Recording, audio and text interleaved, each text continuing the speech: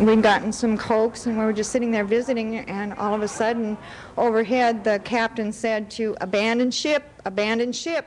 On the final day of their 31st anniversary trip to New Orleans, Dennis and Claudia Bowers and their son Grant were about to embark on a Mississippi cruise when disaster struck. I watched it hit the pier.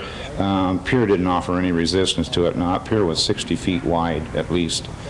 And it took that out like it wasn't there, and then went into the front storefronts.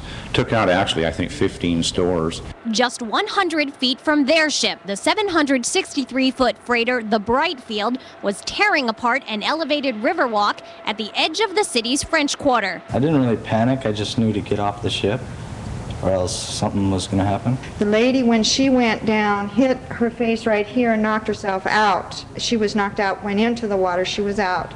Her husband was the one that went down right behind her. I felt like I was totally helpless. There was nothing I could do. I was just standing watching this thing unfold. And when the people went into the water, there was nothing I could do. I was on the ship, I couldn't get to them. But they did do something. As trained nurses, the Bowers immediately went into service, treating those they could. They say all the while knowing they had cheated tragedy. 1 out of 50 ships that go down that particular stretch of the river has grain on it. This one happened to have grain on it. Most of them have petroleum products. At that point, they didn't know what was on the ship. All they knew was that the ship was coming. And I think that the captain was afraid it was something flammable. If it had gone, I don't think that we would have made it out. In Pasco, Lori Sue Perez for Newsbeat.